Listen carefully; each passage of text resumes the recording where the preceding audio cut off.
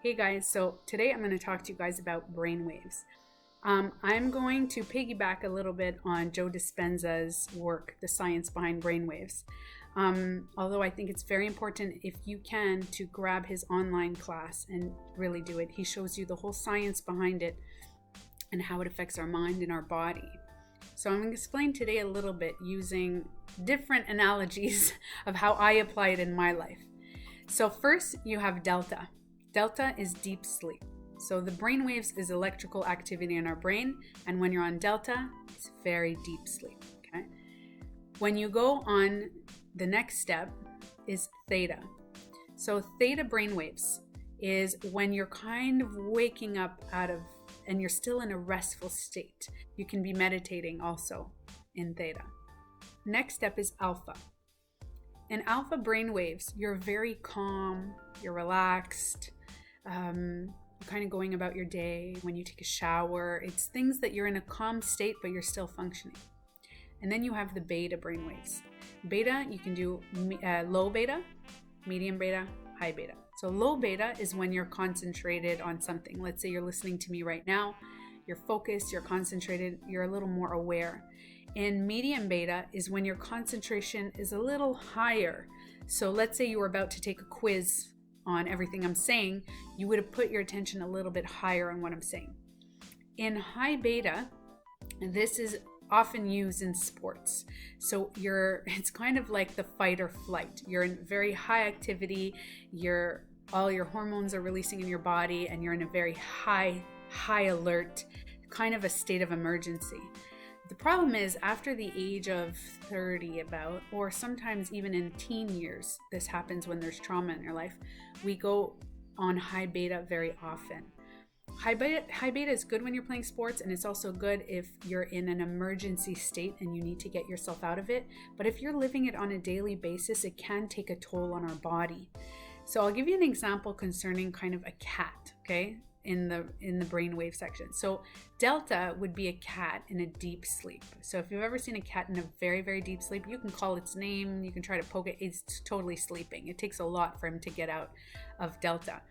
And then when he wakes up and he's starting to stretch and he's just a little bit out of it, that he's in theta mode. So theta is just kind of like that. You see those cats are like automatically meditating, that's kind of that state. And then when he gets a little bit up and he starts to groom himself and he's walking around the house, that gets to alpha. Now, if all of a sudden he's hungry and he needs to eat food, he'll become a little more alert to what he wants, his needs and stuff. So he'll go, I need to eat. I'm going to go into low beta. So in low beta, he would come up to me, meow, try to get my attention so he can get food. Now, when he goes on to mid-beta is maybe for treats, for example. If I'm shaking a bag of treats, or if a little bird flies in the window and it just gets his attention a little more. So he's kind of like, mid-beta, I'm kind of more, his attention is a little higher.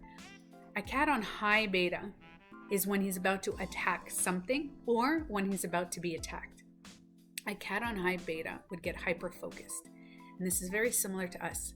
So a cat on high beta hyper-focuses on his target. If you ever approach a cat on high beta, they're very aggressive. They can bite you because he's hyper-focused on that one target, and that's all he can think about because he needs to get that target or he will get attacked or whatever. So the same thing applies to us. When we're in high beta, we hyper-focus on one situation. But if you're in high beta and you're not getting attacked by a lion or anything for that matter, and you're just on high beta because maybe your boss was very mean to you, or you have trauma, or somebody in your life was very mean and angry and you got into an argument with someone and you're stressed about anything, you're in anxiety and you're in high beta, you get hyper focused on one thing. So what happens is if we're hyper focused on one thing, we get aggressive to anybody who approaches us. And what happens also in our brain is that we cannot learn and we won't believe anything that's not matching that emotion. So if we're an emotion of sadness or anger or whatever that emotion is linked to that we're focused on, whatever doesn't match it, we won't resonate with it. So if you're in the middle of fighting with someone, you guys are both on high beta, that's not going to work because you cannot grasp somebody else. You won't be you won't be able or capable of understanding what the other person is saying and feeling compassion and going into low beta to listening to this person. So that's what I just said, is go into low beta. So what happens is when you're in this state, if you're able, and I always say this in all my videos, it's not about being perfect, it's about being aware. So if you can bring your brain waves down to low beta, even alpha, and you teach your brain that it's okay to go in these states, but to lower down, you end up finding more compassion, you're more understanding, and you can actually listen. And what happens is your focus now expands. You're not hyper focused on one thing and this problem is what's in my life and you're always focused on this. It now expands and becomes, there's much more possibilities, infinite possibilities. So ways to lower. Some people can look, I believe in always looking internally, but some people do need external things. So going outside and grounding yourself, using nature, using all your 5 senses will definitely lower your brain waves. Some people use tapping. If you can walk away from a situation and tap all the emotions and get rid of all those feelings that are coming up. The other one that I recommend highly is to go internally. And Dr. Joe Dispenza has a lot of meditations online on how to expand your awareness and go into low beta.